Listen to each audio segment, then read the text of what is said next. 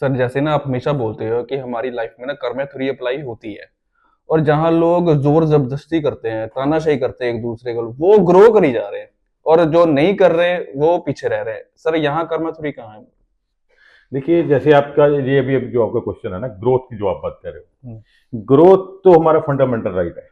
ठीक है। क्योंकि we are part of this, एक विशाल यूनिवर्स का हम हिस्सा है। हाँ जी। ठीक है ना? तो वो तो हमेशा ही रहेगा। हम किसी का ग्रो होना, किसी को ग्रो होते देख के देखना, दिस इज गुड साइन। ये अच्छी बात है। कोई बंदा ग्रो कर रहा है क्योंकि ये उसका बेसिक राइट है। Basic right. ठीक है ना? तो वो मतलब हम सभी की जो एक एंडलेस यूनिवर्स का हिस्सा है, इन्फिनिट यूनिवर्स का हिस्सा है। हाँ। तो हमने अप टू फिनिट, हम हमारी ये अंदर आकांक्षा रहेगी कि हम आगे की आगे हम ग्रो करते जाएं। ग्रो करते रहे। अब दूसरी बात आप जो बोल रहे हो कि कर्मा थ्योरी, जो बंदा तानाशाही कर रहा है, जोर जुल्म कर रहा है, फिर भी वो ग्रो कर रहा है। फिर भी। ठीक है? देखिए, ऐसे है कि जो बंदा किसी का राइट दबा के या खुद क्रिएटर बनने की कोशिश करता है, या किसी का हक छीन के आगे बढ़ने की, वो कभी भी जॉयफुल नहीं हो सकता। हमेशा जो आपको आनंद मिलेगा, वो बांटने से मिलता है, वो छीनने से कभी मिल ही नहीं सकता। ये एक नेचर का एक आप एक यूनिवर्सल एक प्रिंसिपल कह लो, इसका एक नियम है ये यूनिवर्स का, कि कभी भी किसी को छीनने से आप आनंदित हो ही नहीं सकते।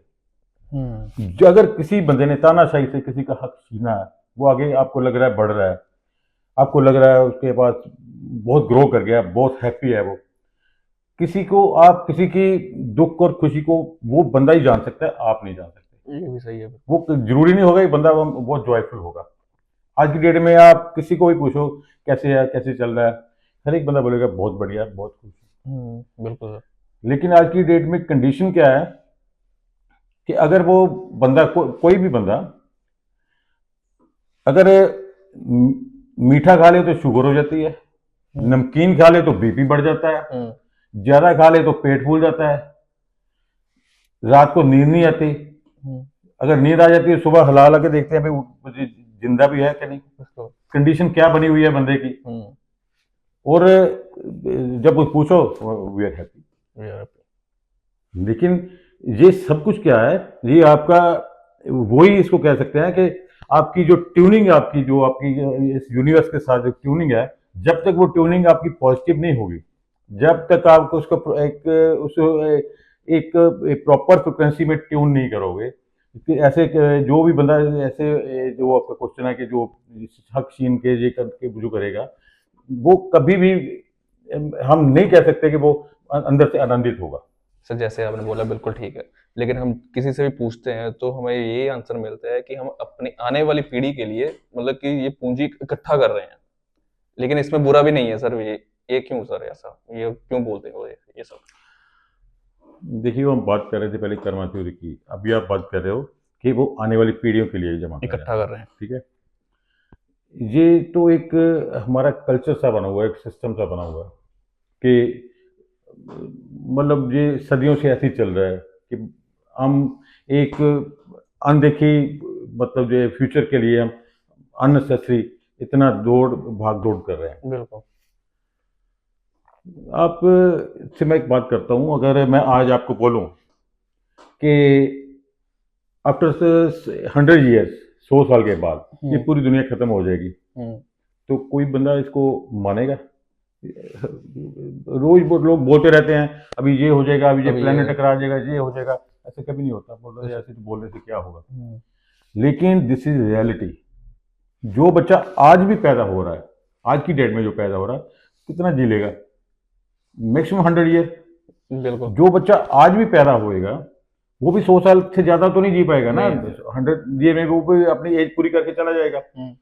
आज की डेट में इस दुनिया में आपको जो भी दिख रहा है, जो भी इंसान दिख रहा है, आफ्टर 100 ईयर आप गिन लें, कोई 10 साल में, कोई 5 साल में, कोई 100 साल में, कोई 2 साल में, सभी जाने वाले हैं। 100 साल में आज की दुनिया में जो भी इंसान है, वो इस दुनिया में नहीं होगा। बिल्कुल। एक भी बंदा यहाँ इस प्लेनेट के ऊपर, जो भी आज की डेट में, जो भी इंसान आज की डेट में विचर रहे हैं, उनमें से कोई भी इंसान नहीं होगा। हम्म। और what what you are searching for? पूरी की पूरी दुनिया 100 साल में बदल जानी है, बदल जाएगी। दुनिया फिर भी रहेगी, इससे बड़ी रहेगी, सब इससे ज्यादा होंगे लोग, हाँ। लेकिन ये वाला जो स्पैन होगा ये नहीं होगा। लेकिन आज की डेट में आप अपना पूरा का पूरा प्रेजेंट डिस्ट्रॉय कर रहे हो, किस लिए? फ्यूचर वो प्लान अनदेखे फ्यूचर के लिए, जो कि आपको पता भी है कि वो आपने देखना भी नहीं है, वो होना भी नहीं है, वो करने वाला जो है वो क्रिएटर है, वो उसने सोचना वो क्या करना है। हाँ, और जो इंसान क्रिएटर बनने की कोशिश कर रहे हैं हम कि वी आर मैं सब कुछ करने वाला हूँ, मैं कर रहा हूँ। तो वो they are destroying their life, they are destroying their golden period, golden time, जो आप जीने का जो वक्त उसको मिला है ना, प्रेजेंट। तो वो स्पॉइल कर रहे हैं। वी आर टाइम ट्रैवलर, इस टाइम के हम वी आर ट्रैवलर, इस टाइम में हम एक इकट्ठे ट्रैवल कर रहे हैं, टाइम चलता जाएगा, हम अपने अपने स्टेशन पे उतरते जाएंगे, जाएंगे। ठीक है ना? तो मैं इससे बात से सहमत नहीं कि आप अपनी पीढ़ी दर पीढ़ी उसके लिए इकट्ठा कर रहे हो, इकट्ठा कर तो थोड़ा ट्राई टू अंडरस्टैंड कि अपनी लाइफ के बारे में थोड़ा जानने की कोशिश करो। तो फिर सर आपके हिसाब से बंदे को अपने सुख के लिए क्या करना चाहिए? न्यूमरोलॉजी, एस्ट्रोलॉजी या वास्तु के लिए, मतलब कि या वास्तु या प्रभु सिमरन में ही करी जाना चाहिए, बस सब कुछ यही करना है या कुछ और भी होता है? देखिए, सुख के लिए ना, मैं आपको जैसे आपने बोला कि मतलब जैसे जो सब्जेक्ट्स हैं, जैसे अपने आप बोलो न्यूमरोलॉजी, एस्ट्रोलॉजी, वास्तु, वास्तु। ये सब्जेक्ट्स भी अपनी जगह है, लेकिन इसमें इसका मेन मोटिव क्या है, इन सब्जेक्ट को क्यों फॉलो करें? इनका मोटिव यही है कि आपकी जो अपने अपनी यूनिवर्स के साथ अपनी जो अपनी फ्रिक्वेंसी ट्यून करनी है। बिल्कुल। जो भी आपने जिंदगी में अचीव करना है, मैं बार बार बोलता हूँ, वो सभी कुछ आपकी फ्रिक्वेंसी से होगा। जो यूनिवर्स की लैंग्वेज है ना, जो यूनिवर्स भी ये एक जिंदा है, लाइव है, ये सुनता भी है, ये बात भी करता है, लेकिन इसकी जो लैंग्वेज है वो फ्रिक्वेंसी है। ये हिंदी, पंजाबी, इंग्लिश इसकी किसी लैंग्वेज में नहीं बात करेगा। आपको अगर फ्रिक्वेंसी में बात करनी आ गई, आप किसी से भी बात कर सकते हो, किसी से कम्युनिकेट कर सकते हो। ये भी जो जितने सब्जेक्ट्स हैं, जो जो आप सब्जेक्ट की बात कर रहे हो, ये ऑल आर फ्रिक्वेंसी ट्यूनिंग। जब आप यूनिवर्स को उस फ्रिक्वेंसी में बात करोगे, अपना मैसेज कन्वे करोगे, ये जो यूनिवर्स है ना, इसमें दुख और सुख की कोई भी डेफिनेशन नहीं है। ये एक ब्लैंक, एक कैनवस की तरह है, इसको कुछ नहीं पता दुख क्या होता है, सुख क्या होता है। ये आप जहां पे ट्यून हो जाते हैं, वो चीजें प्रोड्यूस कर देता है। आपने सिंपली, जैसे आज की डेट में माइंड पावर है, माइंड पावर में आप बोलते हो आप इसमें विजुअलाइजेशन में जाना है, बिल्कुल। आप बोलते जाओ I am rich, I am rich, वो अलग बात है, लेकिन आपको वहां पे वो फील करना पड़ेगा कि आई एम रिच। वो फ्रिक्वेंसी ट्यूनिंग हो जाती है। जैसे आपको एक सॉन्ग लगा लो, आपको सिंपल लैंग्वेज में बताता हूँ, कोई आप अच्छा म्यूजिक लगा लोगे तो आपको डांस करने का मन हो जाएगा। कोई सैड, आपका ऐसा कोई म्यूजिक ट्यून कर लोगे तो कोई गजल वगैरह, तो आपका मन सैड हो जाएगा। जैसे पहले कहा जाता था ना कि अपने म्यूजिक से ही लोग ये बारिश हो जाती थी, आग लगा देते थे।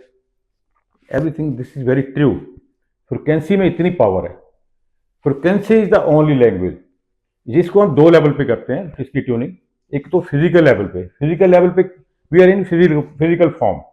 फिजिकल फॉर्म में जो हमने फ्रिक्वेंसी ट्यून करनी है, वो अपना स्ट्रक्चर, वो अपना जो आपने पहना हुआ, जो आपके साथ के सराउंडिंग्स है, जो आप कैरी कर रहे हो, जो आप अपने हाथ में साथ लेके चल रहे हो, क्या ये चीजें, इनकी हर एक चीज की अपनी वाइब्रेशन, अपनी फ्रिक्वेंसी है।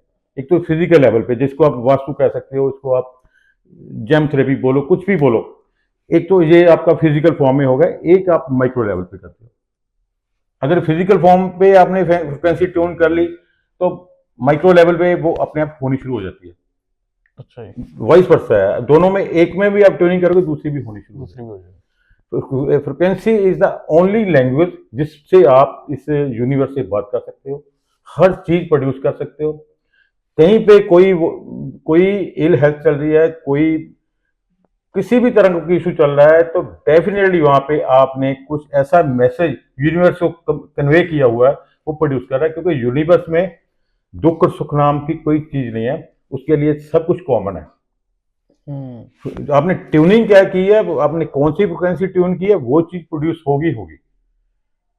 जैसे बोलते हैं वास्तु से क्या होगा जी, ये रूम खोल दो, ये डोर ये बंद कर बोल दो, दो, क्या ऑल आर फ्रिक्वेंसीज। आपने कुछ ये किससे लिंक है, ये हमारा जो मैग्नेटिक फील्ड है, हमारा अर्थ प्लेनेट के ऊपर हम बैठे हुए हैं, उसकी अपनी रोटेशन है।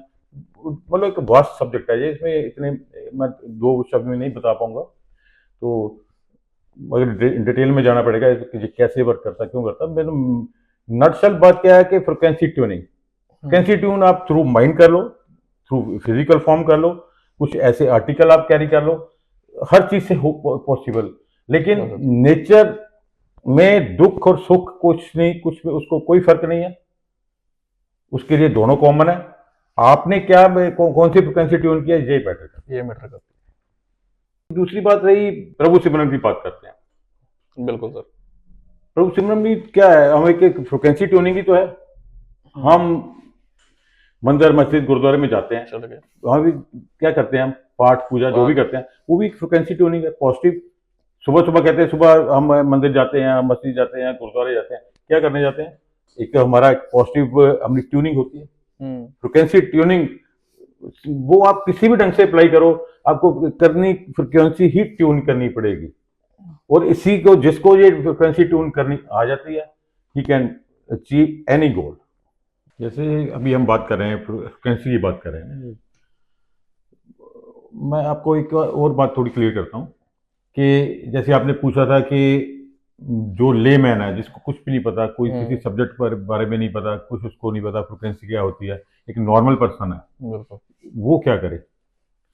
उसके लिए ऐसा है, देखिए हमारे पास ना एक बहुत जबरदस्त एक जीपीएस सिस्टम आपके अंदर ही फिट है। अच्छा सर।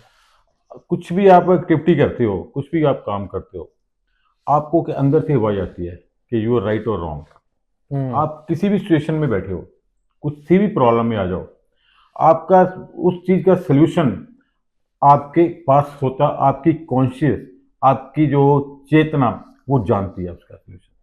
बिल्कुल। जो अगर आप उसको अपने दिमाग से सोल्यूशन करने की कोशिश करोगे, तो वो तो जो आपके दिमाग में फीड कर रखा है दुनिया ने, उस हिसाब से आप कैलकुलेट करोगे, हो सकता है वो सोल्यूशन ना मिले। लेकिन वही सवाल अगर आप अपनी चेतना से पूछोगे, अपनी कॉन्शियस से पूछोगे, तो डेफिनेट उसके पास सोल्यूशन होता है।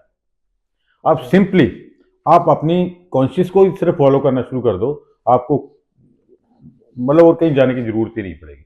ये सिंपल फंडा मैं एक नॉर्मल लेमैन के लिए आपको बता रहा हूँ। जैसे होता है ना कि बहुत से काम ऐसे होते हैं जो आपको दिल से जो आप करते हो, जैसे नॉर्मल सी बात है कि हम बोलते हैं मैं यार उसको दिल से प्यार करता हूँ, कभी किसी को बोल के देखो मैं आपको दिमाग से प्यार करता हूँ, कभी कहते हो? नहीं, बिल्कुल। क्योंकि दिमाग से कैलकुलेटिव होता है बंदा। कैलकुलेट। अगर वो जो आपके दिमाग में वो भूसा भरा हुआ है, जो आपकी वो प्रोग्रामिंग की है, जो फीड किया है, वह उस हिसाब से कैलकुलेशन करोगे। बिल्कुल। लेकिन उसके पीछे आपकी एक प्योर कॉन्शियस होती है, प्योर कॉन्शियस वो जानती है, वो सभी सोल्यूशन जानती है, उसको पता होता है क्या ठीक है क्या गलत है।